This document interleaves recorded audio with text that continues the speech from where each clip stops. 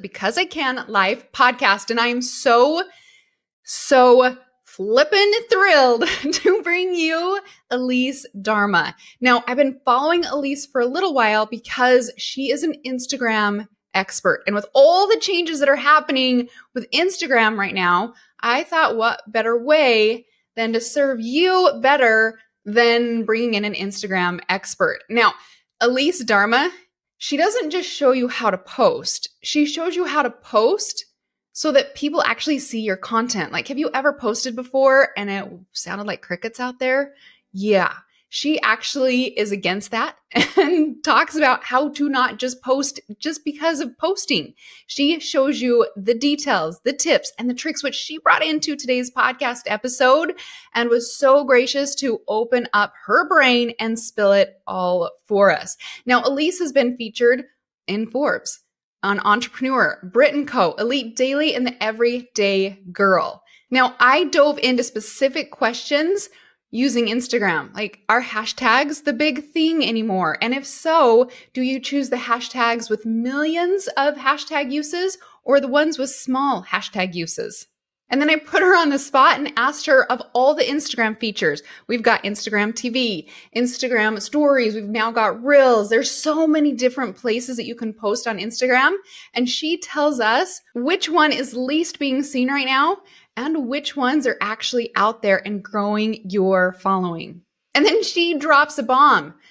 You know how you always think that comments and likes are the thing that Instagram is looking for so that you can get more exposure or even on the featured or discovery page?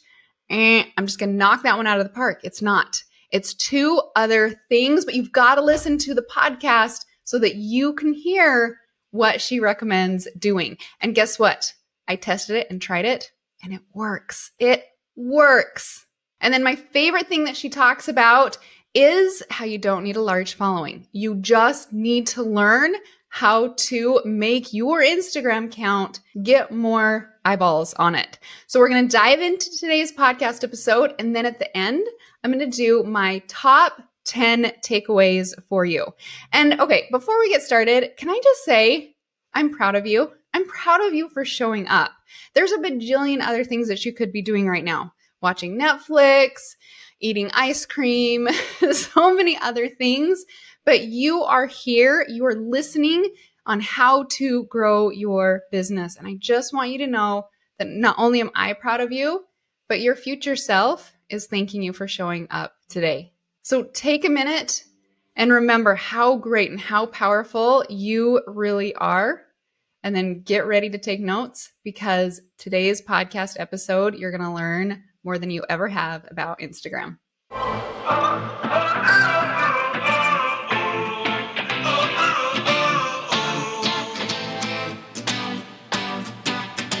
Elise, thank you for taking the time for coming on and talking about Instagram, all thing Instagram. You are a pro at Instagram. I was just watching how to make a GIF this morning. Oh, cool. How to do stickers this morning on your YouTube channel, which is amazing. And then can we talk about how cool your Instagram page is? Do you Sure, if you'd like. Do you repurpose your YouTube content and put it on your Instagram? Is that how you do it? Yeah. Do it separate? It varies. So sometimes we'll have a YouTube video, and if it's been released for at least a week, I will turn it into an IGTV video, and I'll remove all the YouTube elements, and then I'll just play it as a 10 to 15 minute video on my IGTV. And funny enough, I always assumed that if it was published on my YouTube, they've already seen it, but that's never been the case. I've republished the same video on my IGTV, and in fact, that's how I was able to get on Amy Porterfield's podcast. I repurposed a video, posted it to my Instagram. She saw it, and then she asked me to come onto her podcast to speak on that same topic. So I will repurpose them either as an IGTV or we'll turn it into like a carousel post or something like that. I love it. I love it. Okay. So you know that I work with a lot of newbie entrepreneurs who are in the e-commerce space. So can I ask you, can we kind of talk about how e-commerce people can grow their Instagram? I know you're a big believer in how Instagram can make sales, and just dive into that. So let's say we've got a brand new business, brand new entrepreneur who's selling products online. what would you recommend? Where do they start? Brand new and selling products. Okay. So that is a great question. First of all, you have to have your business model down, which is, I know, what you help people do, right? You figure out the whole business process and system and flow. From there, you'll develop your brand, right? What is going to differentiate your product from everything else that's out there? Why are people going to choose you over someone else? That brand, whether it's your values, the benefits, the features that you have, that brand then needs to be relayed over onto Instagram. So there's a couple ways that you can do that. Obviously, setting up your profile is really the first step. The way you write your bio is really important to speak to your target customer and highlight why you're different. And we can walk through how I write bios if you'd like. And so once you're up and running, once your brand is running on Instagram, what I recommend for e-commerce people is to focus on a few key features where you can really increase your sales. One being stories, because people on Instagram don't follow brands to be sold to. They follow brands because there's usually a human behind the brand, or they get to see behind the scenes, or they get to see sneak peeks, or they get to be involved with the product creation process for the next thing that's coming out. So stories are a really great way to just engage with your current audience, ask for feedback, get people on wait lists, build in anticipation for new products. So many great things that you can do there. And the cool thing is with stories is when you create content that people reply to, because you know how at the bottom of a story you can pop in a comment, when you encourage your followers to comment or reply, what happens is that creates a direct message thread between you and this person. And I love direct messages, which is a second feature I highly recommend that you focus on. I love direct messages because that's where a lot of sales are closed, because you can send someone an unlimited number of links in the DMs. And oftentimes, especially when buying products, a customer might only have one or two questions that's holding them back. Hey, I'm based in Canada. Do you ship to Canada? Or whatever the last question is. So for e-com shops, I do recommend that you have a customer support person if your business is at that stage, and you have them man your direct messages. Make sure you're checking them every day and responding. And if you're if you're running a shop that sells multiple products, like I said, go crazy with the links. There's no limit there. So DMs is really where sales happen. The last feature that I would really have e-commerce shops focus on is IGTV. IGTV is Instagram's play at YouTube, some people say. It's for long form videos. So anything over a minute will go to your IGTV channel, up to 60 minutes. So you can upload from your desktop a film, basically.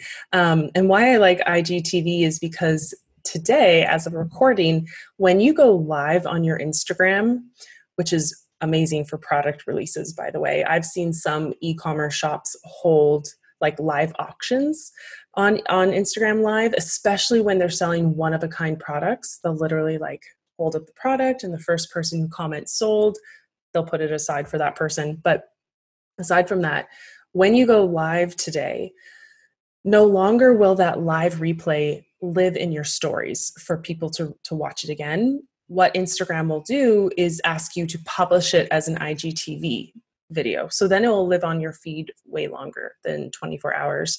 So I really like the idea of e-commerce shops getting into the habit of posting to their IGTV, whether it's going live first or not at all. You can film on your phone. You can use an app, stitch some clips together and publish it as an IGTV. But Instagram's loving video content right now.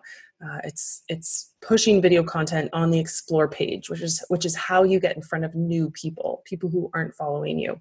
So all really powerful features, and not too time consuming to manage once you get into the flow of it. Okay, so you said something, well, you actually didn't say something that I think is huge. You didn't say the regular Instagram posting. You talked about direct message, you talked about TV, you talk about stories, you don't even talk about a regular post. And then in one of your videos, you say you only post on your feed 3 times a week, but Instagram stories, you're posting 3 times a day. So talk to me Mhm. about why the posting isn't on this must-do list for Instagram. Yeah, I think it's really the evolution of the Instagram app. It started off as an app for photography, right? And in 2016, which is when marketers really started to look at Instagram, I've been running Instagram accounts since 2013, but I really noticed the shift in 2016, 2017. The obsession was still there with photography, high quality images, perfect feed, everything on brand. That was the vibe. And what I noticed in 2018 and 2019, people got fatigued by that. They didn't want perfection. Business owners were getting exhausted with holding photo shoots every month for perfect images. So as Instagram's released new features like stories, like going live, like IGTV, we have Reels, which is coming out soon, which is kind of their play at TikTok, which is video marketing. Oh, As we've when seen is that these, coming? I haven't even well, heard a of that. few people have it now. They're the testers, so it's Okay. in testing phase with a few select accounts. I think in the U.S. only. I'm Canadian based, so I don't even have it. But it's going to be. They're saying kind of their play at TikTok, so short little video clips that you can add music and fun effects to really easily. So I'm excited for that. But what I've noticed with the release of all these features is that Instagram is encouraging people to not spend so much time taking a perfect photograph, making a perfect feed. It's really about being consistent and showing up, even if it's a little raw and not so polished. That's what are for. The feed is also just where people are spending less time. Like if you look at stats on Instagram, especially when stories came out, people were spending more time watching stories than scrolling their feed. And we can see it even in the way the app is designed. When you sign into your Instagram account and you see your news feed right away, what's at the very top? You just see the story bubbles. Mhm. So what I realized is that people's attention was going to stories. I told my students, hey, you can chill on content. You don't have to post 3 times a day to your feed. Find a content schedule that works for you, AKA be consistent no matter what. So for me, I just decided 3 days or 3 times a week was what my team and I could do. And I would show up on my stories 3 times a day. And, I love it. since I've taken on, I love the permission you just yeah, gave us to not have to over edit, overthink all of the pictures on our just on our feed. Like people the want raw, feed. people want real. But yeah, it's better for you to show up in a way where you're like, oh, I don't know how well this looks, like, than to not show up at all. And I know I was victim to my own mentality in 2018 and 2019. I posted way less, and my followers just stayed static. And this year in 2020, as I've posted to my schedule, as you described, we've grown like 30,000 followers so far this year. And I do think it's largely because I'm showing up consistently, even if, oh, this doesn't match my feed that well, this is going to look too text heavy. That's the way the app has evolved. It's just not about beautiful photography anymore. It's about content that your followers find valuable. So I think that's also the key for e-commerce shops. What kind of content can you produce in your feed that people won't find like is an ad? How do you make it valuable for them? Okay, so what are some tips that you can give people? At the end, I'm going to tell everybody about this amazing story vault that you have because I know, well, I'll let you describe it, but I know people can get stuck in their head about what to post and then they freeze up and then they don't post anything. But for e-commerce, give us just some tips on what we can be posting in our feeds or in our Instagram stories. For sure. Do your e-commerce people that you work with, do they typically sell one product, or do they have kind of a collection of products, or does it vary? It varies. Okay. So with e-commerce, which is actually how I originally got started with Instagram marketing, my very first clients were fashion brands and home decor brands. So physical products and e-com shops, that was really my beginning on Instagram marketing. And what I found was that a lot of e-commerce shops default to posting their studio photos of their products, like perfectly stylized, beautiful background.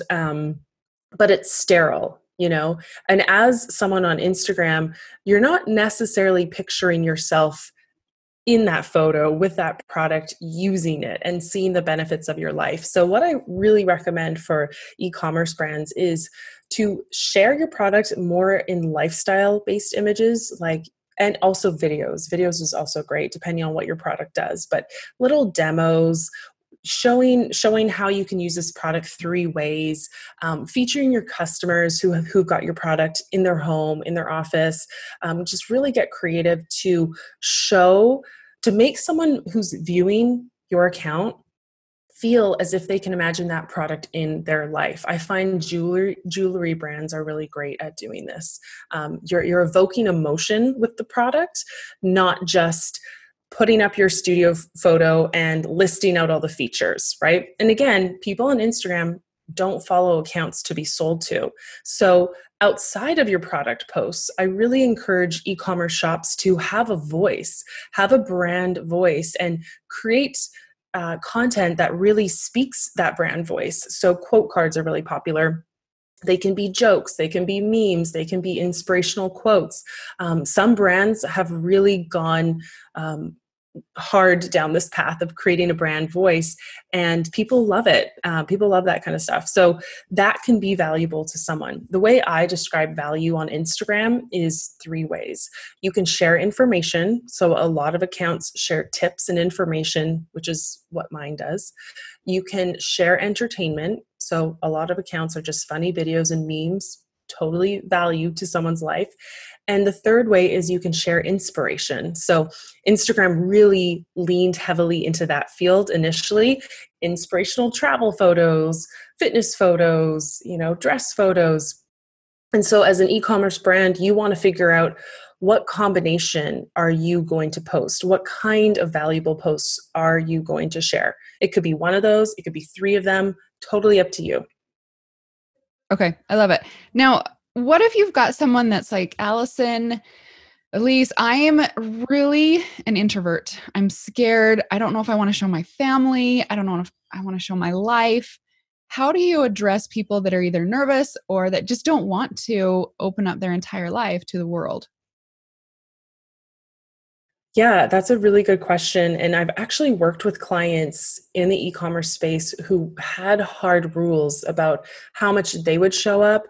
Their daughter was never seen on camera. Their daughter was never put in their feed, their stories. They're very particular about that.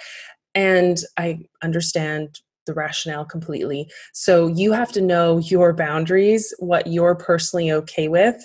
If I do recommend, if someone on your team is comfortable at least being the voice of the brand, you don't necessarily have to show up on camera, although it does really help with stories. It helps for someone to connect with a fellow human. But if you really, really hate the idea of being on camera, you can simply be the voice, right? So if you're filming, you're using your phone, right, and you're filming a little demo of your product, you can be speaking and be the audio behind the video as well. So start there. Start there if that's your comfort zone. Start experimenting with stories. I'm not surprised anymore when I hear people say, I've been too scared to try stories. I don't really want to be on camera. Stories have been out for years. I do recommend, if sales have stalled, if they've plateaued, if you're feeling like it's time to shake things up, test out video. And the easiest way to do that is stories. And if you don't want to be on camera, be the voice who's talking as you show the product, as you demo the product. That is just starting to build that human connection. And so eventually, I hope you could get to a point where you can at least be the face of the brand, the talking head. Again, people connect and buy from humans, not necessarily brands. And then everything else about your life, your family, your kids, you can totally keep them out of your business account. They don't have to be one and the same. So, the Instagram accounts where it's unboxing and you only see their hands and never see their face? I love using that as an example because we still don't even know what they look like, and they're making millions of dollars by using their hands and their voice. So it's such a good example. That's a fantastic example. Love that you said that. And honestly, let's be real. We're humans. Some days we're going to have puffy eyes. Some days our eyebrows are going to be drawn on crooked, and we don't want to go live on a story. And so flipping it around and just showing your hands is perfect. Perfect to do. Mm-hmm. Okay, so Totally. here's another question that I have for you. Hashtags. Are hashtags? Talk to me about hashtags. Interesting that you brought them up. They are one of the features that were built in with Instagram when it started. And if you're not familiar with hashtags, if you're listening, what they are Instagram's categorization system. Not a lot of things on the Instagram app are found through search, right? It's not like YouTube where you can just type in a term or a keyword and find things.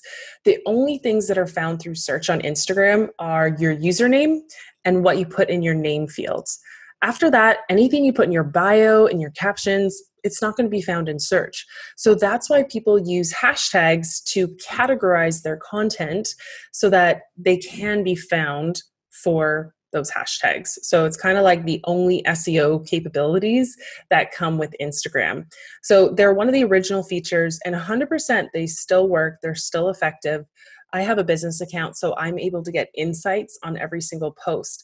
And sometimes Instagram will even show me my reach, right? How many people saw the post. It will even break down how many came from the hashtags I used. So with hashtags, I do recommend, especially as you're a smaller account, to use smaller hashtags because you don't want to use hashtag fashion, hashtag shoes. That's a huge hashtag. And all you have to do is actually type that hashtag into Instagram search. It'll show you how many posts are tagged with that hashtag.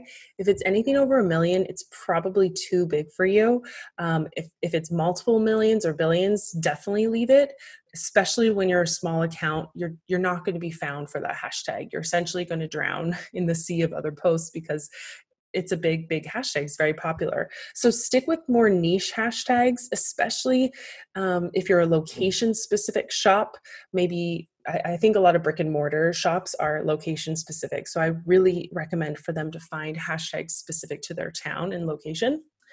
And then you want to look for hashtags that have, I would say, 10,000 posts as a minimum. So if you find a smaller hashtag with fewer posts, it's generally okay. You just want to make sure it's still relatively active. People are still using it. But 10,000 is a good number, anywhere to up to, I'd say, 50,000. So if you find a range of hashtags that have about 10,000 to 50,000 posts associated, you probably have a good chance of ranking for them. I would say majority of your hashtags, you can have 30 total. Majority of them can be that range, and then maybe put 3 to 5 bigger hashtags. So anything that's like 100,000 plus, you can have a couple big hashtags there. So I do love hashtags. I use Instagram.com for my hashtag research, or I also use this tool called Flick. So that it has been making hashtag research so fast. You basically pop in one of your keywords and it'll recommend a bunch of related keywords, and all the sorting, the data is there for you, so you can find hashtags really fast. And it's flick.com. Is that what the URL is? I think it's flick.tech. Okay. All right. I'm going to be checking that out when we're done. Okay, so Instagrams are still, or hashtags are still good. You can't Instagram or do hashtags on stories though, right? Or can you and then hide them? Is that as another strategy? Yes, exactly. So people can actually follow hashtags just like a user profile. So if you have a big hashtag in your niche, like, I don't know what would be a niche, like handmade goods or something like that, or handmade jewelry. If that's a big hashtag that you're using, definitely type it in. And you'll see that when you find that hashtag, it has its own page and there's a follow button. So you can follow that hashtag. And next to the follow button, you'll see stories. So any story that someone has used, hashtag handmade jewelry, you'll see the latest stories that are still there. So 100%, you can put hashtags in stories. You can put up to 10. And there is a belief that if you squish them down to be too small, Instagram won't actually pick them up and count them for those hashtags. So you do want them to be somewhat large and legible. The other option, if you're not going to squish them down, you can simply grab a GIF or a sticker and just drag it over top of them and hide them behind the sticker. So Oh, that's a that's good one idea. way to sneak them in. That's a really good idea because I've been squishing Mhm. them down, little tiny, and I haven't noticed anything. So I'm guessing that's why, is because Instagram says they're too tiny. It might be too small. And, when in doubt, go to that hashtags page and see if you see your story in the stories for that hashtag. Okay, perfect. Okay, earlier you talked about creating the perfect bio. Can we dig into that? Sure. Yeah. So here's what I recommend. You have your username, right, which is usually your brand name. Then you have your name field, which doesn't have to be the same as your brand name. Again, those two fields are searchable. So your name field can be keywords that people would be searching for to find you. Then your bio is basically the first impression. Once someone has found you through search or the explore page, whatever it is, the bio needs to speak to them right away so that they know you're for them. So when I write bios for clients, the first line is usually who you help or who you're for and how. So the easiest way to say that is who you help and how, right? So if you've created a handmade, I don't know, green beauty skin for moms who just had a baby, that would be your first line. Like homemade skincare for new first time moms or moms with newborns, something like that. Basically, who you help and how. The reason why you want to do this is you want to call out your target customer. And at the same time, you're kind of repelling anyone who's not your target customer. And sometimes people I work with get a little skittish here because they want to say, well, at least I don't want to turn anyone away. I want everyone to know they can buy this. Sure. But when you are specific about your customer, people will really, really know you're for them, or they'll move along because you're not for them. And that's a good thing. You don't need hundreds of thousands of followers who aren't going to buy your product. You need 1,000 people that will buy it, right? Agreed. So who you help and how is the first line. The second line of your bio, this comes down to you knowing your brand. The second line is what makes you unique or different. Why do your customers buy from you and not the other competitor that they're checking out? It could be your years of experience. It could be awards that you've won. It could be number of customers you've served. It could be something special about your product that's unique and isn't in the market anywhere else. You want to tell your customers in the second line why they're choosing you over someone else. And if you don't have any of those things I just listed, it could also just be a personality quirk, a fun interest that you have as the person behind the brand. It could be something just also for fun.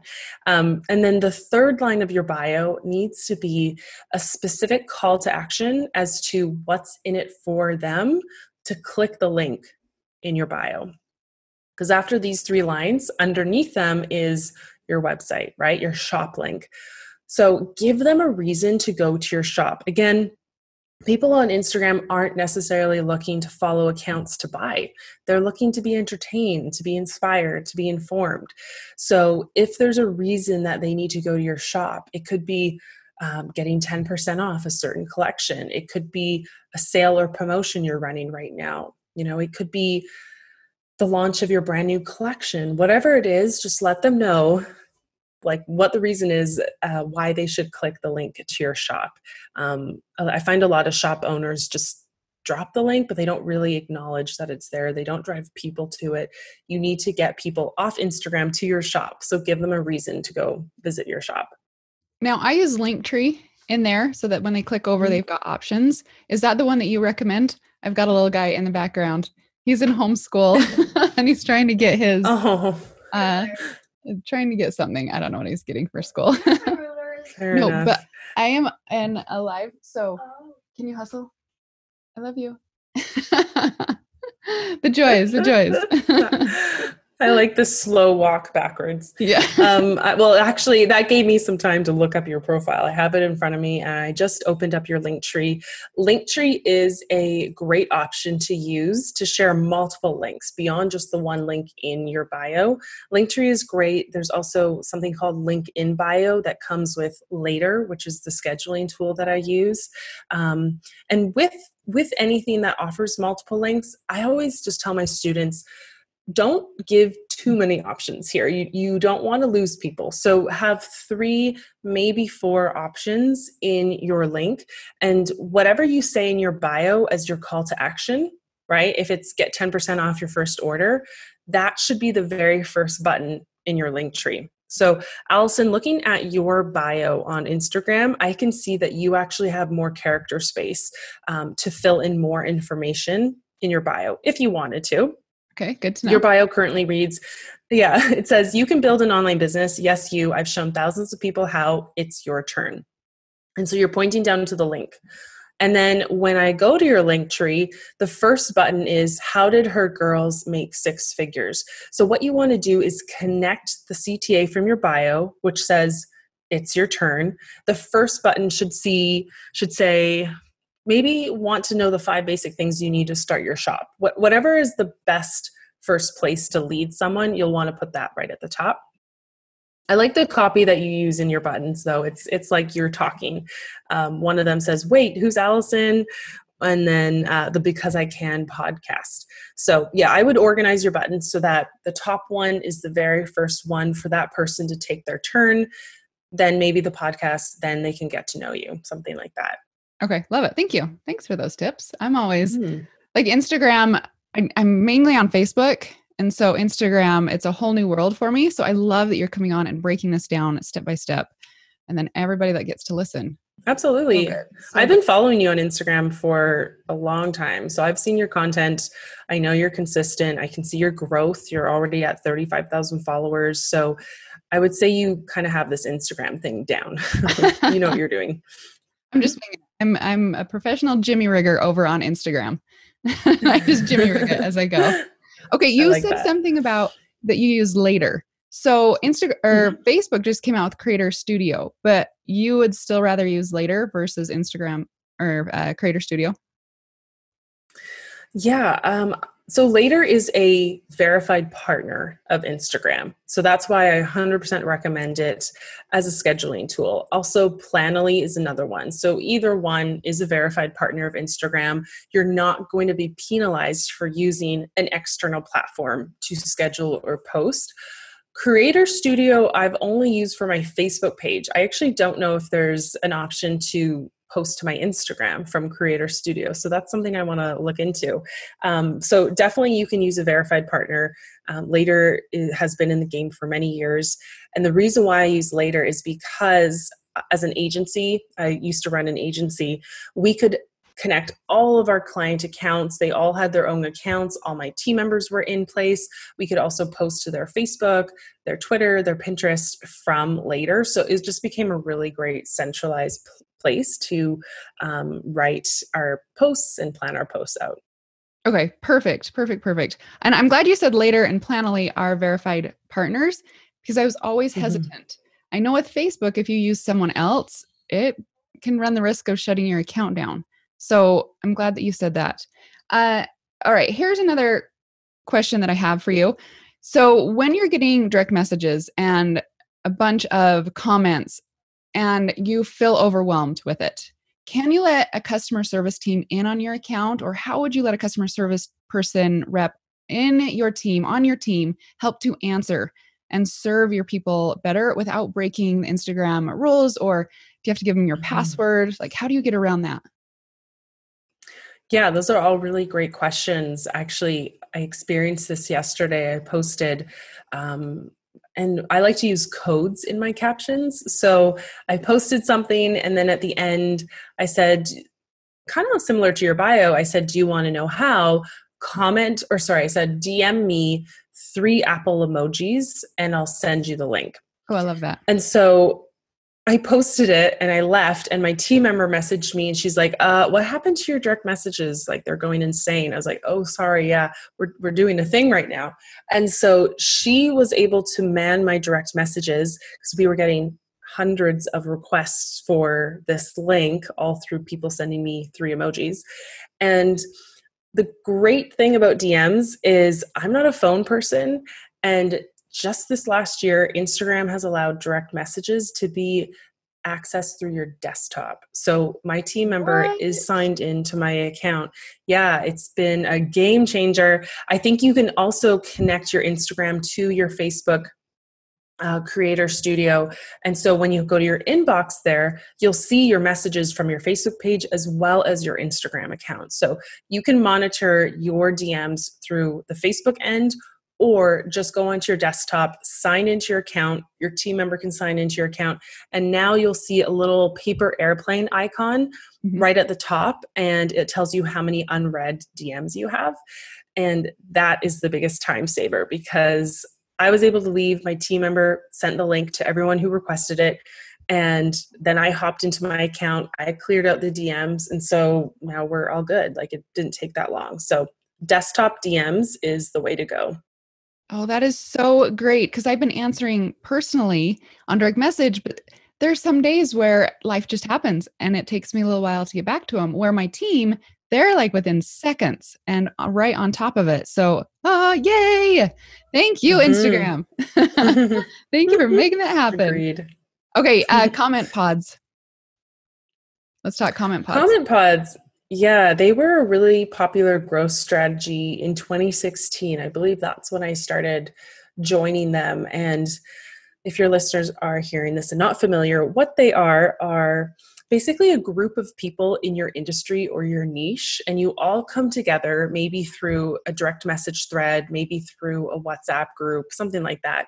But you all meet in a group and you all agree to post around the same time. And then at a certain time in the day, you can share the link to your post in the thread with each other. And generally within an hour, everyone's requirement, if they've shared their link, is to click through everyone's links, like and comment on their posts. So what this is doing is effectively you're getting a group of 10, 20, 30 people together, so that when you post, you know you're going to get 10, 20, 30 comments from your comment pod. And the idea behind this was that then the algorithm liked to see fast action when you posted. So the algorithm would see, a lot of people are liking and commenting, I'll show it to more people. So this was the original train of thought. And it definitely worked. Like, I used it when I was growing my travel niche, and I think we hit 30,000 followers within a summer, something like that. So Instagram caught on to this. Instagram is a big company, and it saw what was happening and it started to see this as inauthentic engagement. And so, especially because people were connecting automation, like tools and software that would do this, like the auto comment thing, like all night long, basically. And so Instagram really started to crack down on inauthentic engagement. And so today, if you are running something similar where the same group of people are commenting on your posts, the algorithm will pick up on it, and it actually might kind of downgrade your account. So some people's account who have this history, they today feel like, I can't grow, or no one's seen my stuff. Instagram might have kind of downgraded their account because of these practices that it sees as being, I don't know, maybe unethical. I'm not sure. I'm not sure how they categorize it. So in 2020, what I'd recommend is not necessarily to engage in a comment pod, but to network. Like, it's still awesome to connect with people in your industry, even someone who you might see as a quote unquote competitor. Very rarely are we all offering the same thing through the same way, right? So I don't really believe in competitors, but Instagram is a networking tool. It's a sales and marketing tool. You can still use all the features that we talked about, maybe not in a structured way like a comment pod, but I have made so many great friends through Instagram. We have created little direct message threads where we'll talk. We naturally support each other's posts because we're friends, and it just happens in much more of a natural way. Instagram's algorithm wants to see that you're friends. It's actually come out and told us that it will share more content from friends and family. And how it defines that is if you have a two-way relationship with someone. So if you're both following each other, if you're both liking each other's and commenting on your posts, if you're replying to stories, it starts to see who you really care to engage with, and you'll see more of their content. And that goes across the board for anyone who's not even running a brand account. That's super interesting and super smart technology, right? Super, super smart technology. Totally. Okay, I just remembered this, but as you're talking about people not selling through their Instagram account, but actually making sales, right?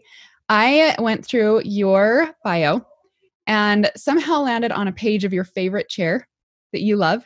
And guess who Oh, bought the that's same right. chair that you have? Me. And I'm sitting in it right now and I love it. And so I loved how you sold me a chair, but you didn't really sell me a chair. You just said, this is what I use. This is what I love.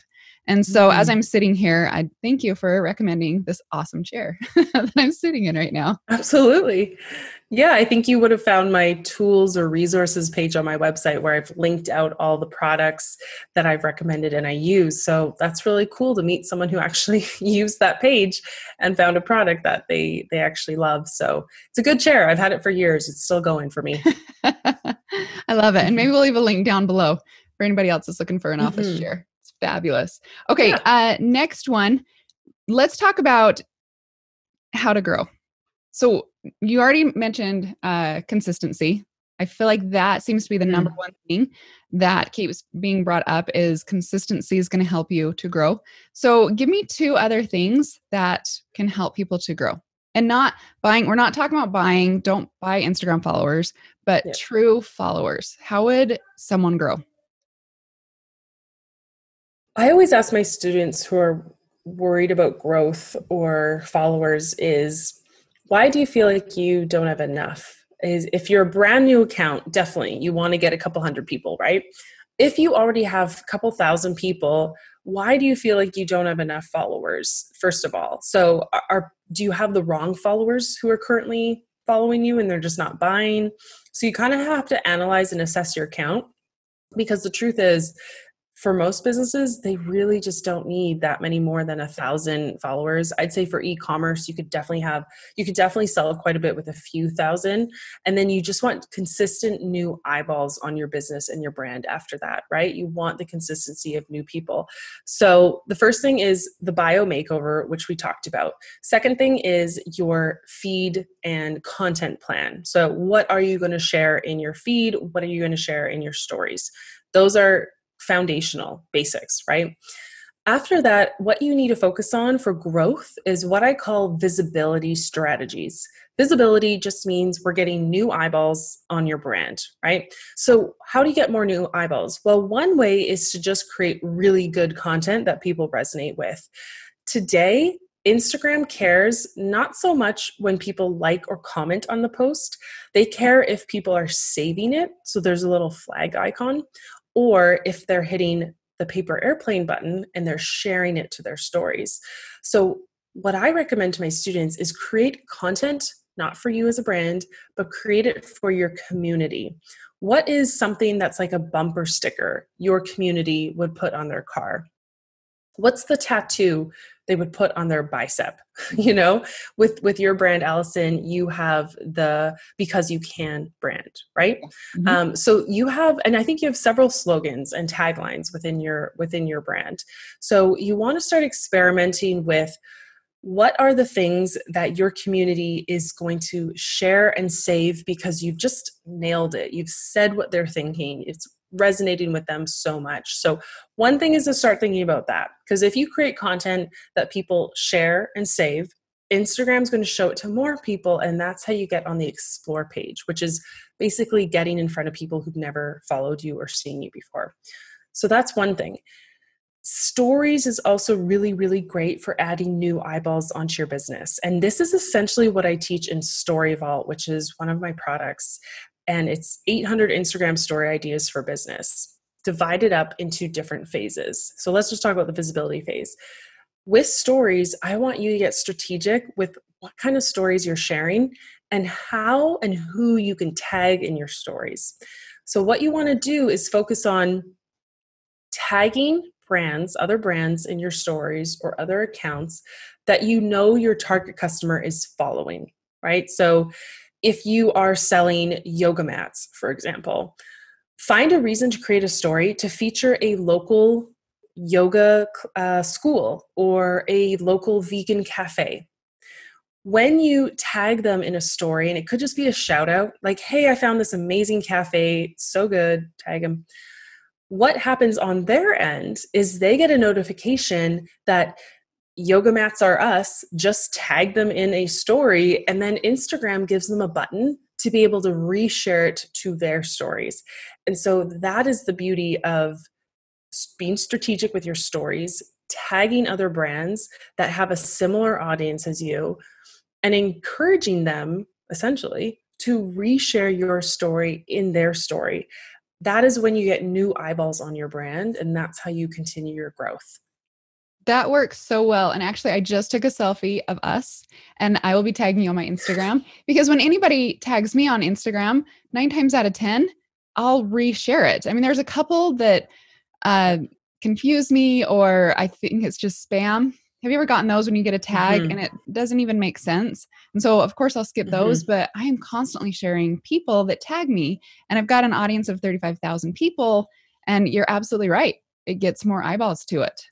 So good. So good. Yeah. So good. And that's such a great tip, actually. So if you're hearing this strategy and you want to try it out, follow what Alison is saying, which is make sure your story is clear and obvious, like why you're tagging them. Make it somewhat simple, clean, maybe even on brand to the other account's brand. Just anything that's going to be more likely for them to share. Because I'm with you, Alison. If I get tagged in a story that's got a lot going on, there's a lot of stickers, a lot of gifts, a lot of text, I'm not going to share it because I know it won't be clear with my audience why I'm sharing it. Yeah. So plan ahead, be a little strategic. The more you can make your story simple, easy, on brand for the other account, the more they will reshare it. One of my favorites that just came in this last week was a gal walking with her earbuds in, and she tagged the podcast and said, listening to Alison J. Prince. And I was like, that is awesome. Perfect. Of course, I'm going to share that. Of course, I'm going to shout out this gal who's listening to the podcast. I loved it. Absolutely loved it. Okay. So let's talk about your story vault a little bit more. Yes. Tell Yeah. us more So about it. it's a product.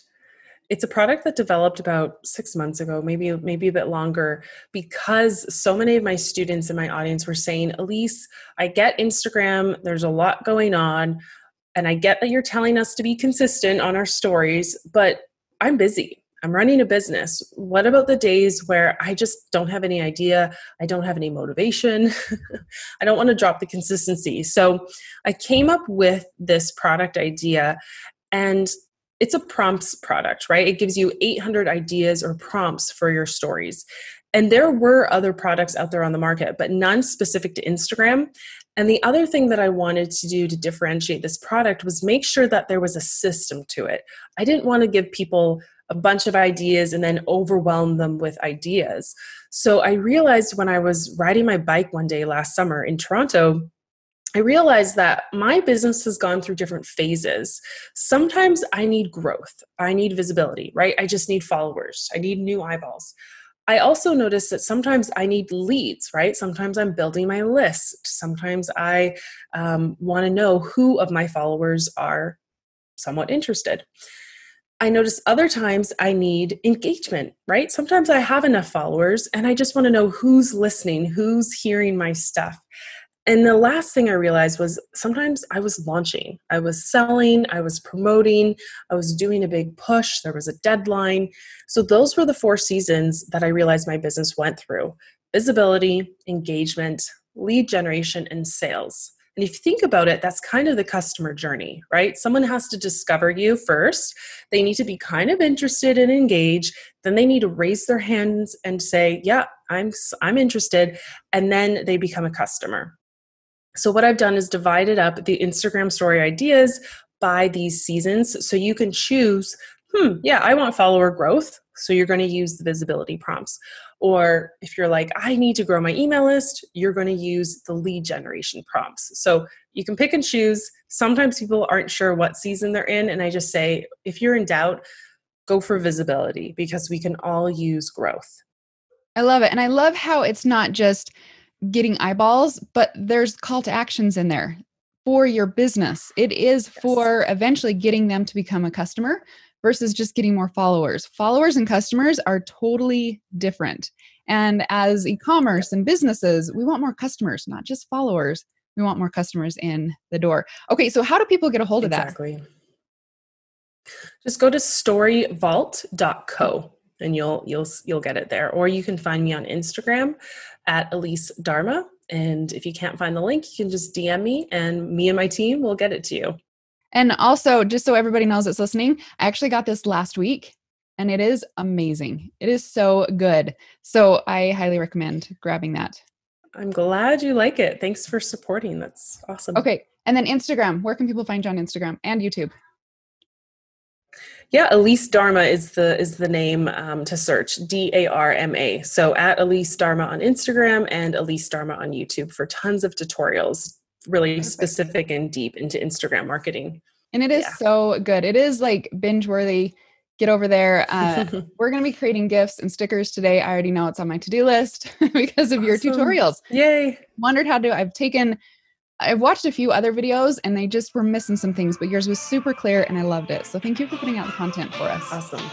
Okay. Thank Absolutely. you. It's my Thanks pleasure. for doing this podcast. Thanks, Alison.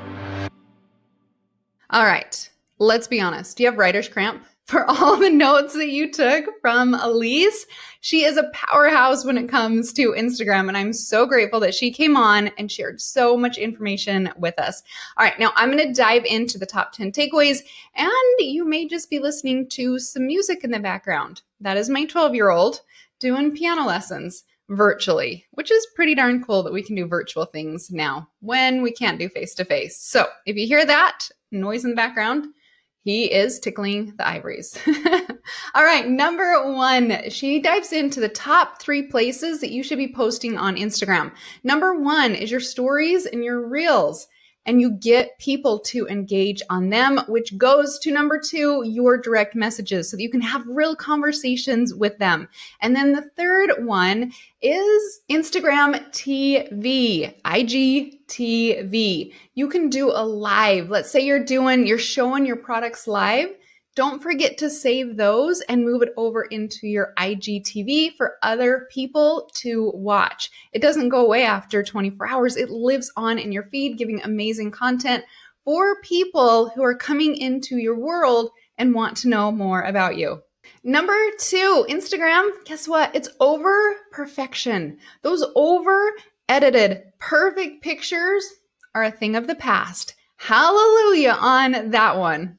Number 3, more people are watching stories than scrolling the feed. So if you ever wonder which one you should do first, a story or a post, Elise goes with the stories.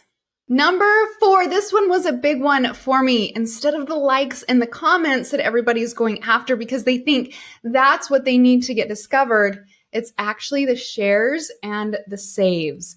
And remember, you can check your insights. Just go to your Instagram. At the bottom, it says view insight of a picture. And you can push that button right there. Or if you're in your stories, you can scroll up, like just push up, and you're able to see all the people that shared and saved your stuff. That is gold, gold, gold to Instagram right now. Number 5, there's 3 main types of content that you can produce. Number 1, education. Show your customers 3 different ways to use your product. Number 2, you can do something fun, something entertaining for them. And number 3 is inspire your customers. Number 5, let's say you really don't want to show your face on social media and you don't want to be the talking head. That's fine, but be the voice. Explain why, what, how you're doing things, and just turn the camera around. Let your hands and your fingers and your products be the face of your Instagram stories. Number 7, when using hashtags, scroll down. Find the hashtags that don't have millions and millions of hashtaggers using them. You want to find the ones that are at least under 100,000. If you're just getting started, 10 to 50 is a sweet spot right in there. Number 8, clean up your bio and make sure it has a strong call to action. Number 9, the best way for growth, you guessed it, consistency. It's not about perfection, it's about consistency. And coming in with number 10, republish your content. You've already done the work. So post it all over, wherever. Facebook, you can go post it to YouTube. Repost, republish your content because it's amazing and not everybody lives just on Instagram alone. All right, I hope you loved the episode as much as I did. And you can go relax your hand now from all the writer's cramp that happened with this podcast episode. It was so fun to listen to. All right, now here's another thing that I need you to do. If you can go over to Apple and rate and review this podcast. The rating and review on podcasts is kind of like the lifeblood of the podcasting world to help this podcast get ranked higher. And when it gets ranked higher, guess what happens? More people get to see it. And it's my mission, it's my goal for more people to grow their online businesses because of what it did to me 9.5 years ago. It completely changed my life. It took a mom of 4 who was an old school teacher qualifying for government assistance. I was scared. I was nervous. I was unsure. And it gave me the confidence to be able to create an income where my husband, he is basically retired. Yes, he comes in and he helps, but he doesn't have to work. And heck, I don't even have to work anymore because of what business building has done in our life. And there's not a day that we go by that we don't just sit for a second and count our blessings for what we have been given. And because of that, we felt like this journey was never for us. It was for us to share. And we want to share it with others. So when you rate and review, it goes out to more people so that they can live their Because I Can life as well. Have a wonderful, beautiful day. Go out there, put money in your pocket where it belongs, and we'll see you next Tuesday on the Because I Can Life podcast.